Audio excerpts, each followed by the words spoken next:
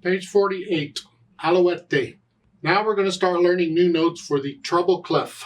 We've learned all these notes here for the bass clef. Now we're going to start learning notes for the treble clef, because so far all we've had is the C and the G. Here we get two new notes. We're throwing two of them at you at once, the D and the E, and right above middle C. So you have a C, a D, and an E. These notes. The D is under the staff, and the E is the bottom line. It's up to you to just memorize that. Know the names of these notes in the music. We'll do the play and say it drill. Say an Alouette, just play the note and say the name of it. So it's C, D, E, E, D, C, D, E, C. Oh, there's a G. Well, the left hand got to play. Yay! C, D, just at your speed. Just over and over and over until the names of these notes are automatic. Now, even though when you're actually playing the piece, you're not thinking note names, you still need to know these note names instantly. Really, you do. It has to do with communication. When somebody's talking to you, or I'm talking to you, or you're talking to somebody and you're referring to some note, you need to be able to refer to the note. You can't just say, well, that note there, that note up there. Just say the name of it, that they can understand more about what note you're talking about. So really, it's more for communication than anything else. So just do it. Now, these are steps. We're stepping up, step down, just in case you're okay. Now, in the upper right-hand corner, they're opening a can of worms here, so let's be careful. We have a dotted rhythm. It's what's known as a dotted rhythm. They're not calling it a dotted rhythm yet. They're holding off. You see, a lot of people, they struggle with dotted rhythms. Any note can be dotted. So any note can be part of a dotted rhythm. And usually people get into dotted quarter notes and dotted eighth notes, dotted 16th notes, and that kind of thing, and then they're lost. I don't understand the dotted rhythm. Well, I'm a mean teacher, so I just explain it to you now. This is the way it works. If you understand how the dot works, you can get it. It doesn't matter what the note is. There's two ways of looking at it. One is the dot gets half the value of the note, and that's how most people teach it. So if a half note in 4/4 time gets two beats, and it does, then the dot would get one beat. Let's look at the first measure of Alouette. We have the C and the D. 4/4 time, so the C's going to get three counts. The half note gets 2 counts. The dot gets half of that. That's 3. You just put them together. It's like having a half note and a quarter note linked together, so you just playing it. You hold it down for 3 counts. 1, 2, 3. Well, if that's the case, something has to come on beat 4, because there has to be 4 beats in the measure in 4/4 time. It doesn't matter what note it is, whether it's a quarter note or something else. Something's got to come there. It could be a rest. And that's what a dotted rhythm is. It's just the dotted note followed by another note. Usually the next smaller note. You have a whole note, and then smaller notes would be half notes, and then smaller notes would be quarter notes. That's what I'm saying is smaller than the next note down. Well, it'd be the next note down. The half note, quarter note. So the dotted half note followed by a quarter note. All of that together makes up 4 counts.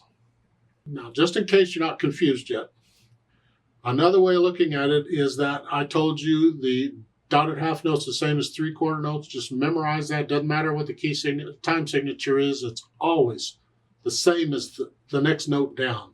So a dotted whole note is the same as 3 half notes.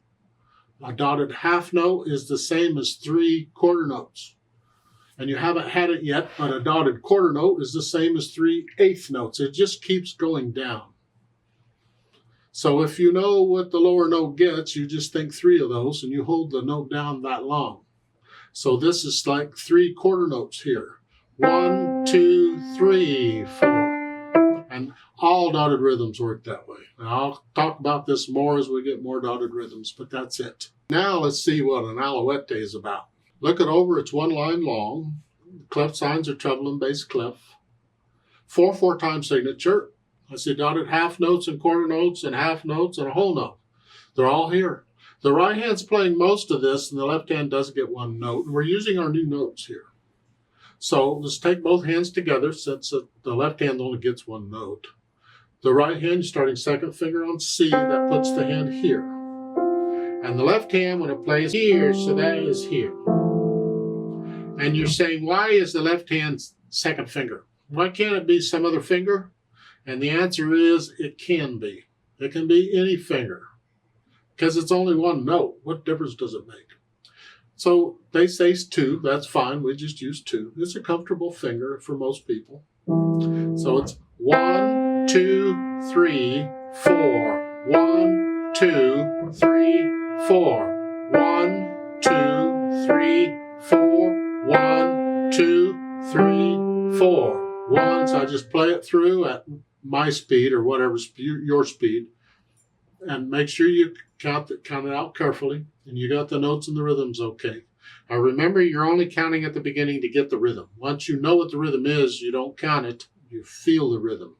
You might have to internally count longer held notes to make sure you're counting them a certain number of beats, but otherwise we just feel the rhythm. And once I have that, no hesitations, then I think about the dynamics. They only give you one here, and that's MF at the beginning. That's mezzo forte, which is moderately loud. Whatever you think sort of loud is, I don't care, it's whatever. And the speed is moderately. Well, again, somewhere in the middle. If you're going to sing it, how fast would it go? 2, 3.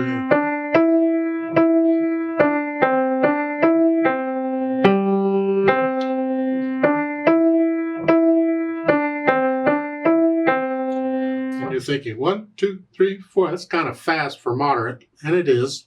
But again, a lot of times the speed is not the speed of the beat, it's the feel of the piece. So this piece can be felt in 2. The natural accents, 1, 2, 3, 4. Well, that's, you can feel it there. 1, 2, 3.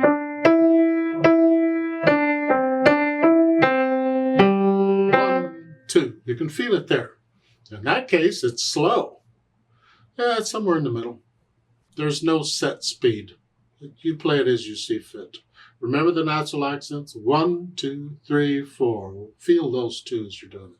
A lot of feeling going on. It's important that we get used to doing it. Now there's a premier performer here. It says play it again, starting with the right hand on C. Thumb is finger 1. So instead of here, you're here. The idea is don't get stuck to this finger is on this key. It happens to be that way right now. And that's what we keep them. So you play it again in a different position. Instead of here, you play it here. That changes it a little bit. Now different fingers are on those keys. They didn't say anything about the left hand. I mean, you could change the left hand too. You don't have to do that. I could play some other finger on it. Whatever. Try it out. Let's play this together very slowly and check the notes and the rhythms. Now this is after you can play it with no hesitations. I'll give us 4 counts. 1, 2, ready, go. 1, 2, 3. 1, 2, 3, 4. 1, 2, 3, 4.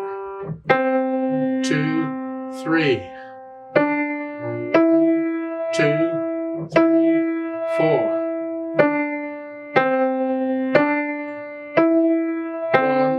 2, 3, 4, off. There's a duet for this at the bottom of the page. I'd like to play that. I'm going to speed it up a little bit. Let's try it again. You play it right where it's at is fine. 1, 2, ready, go.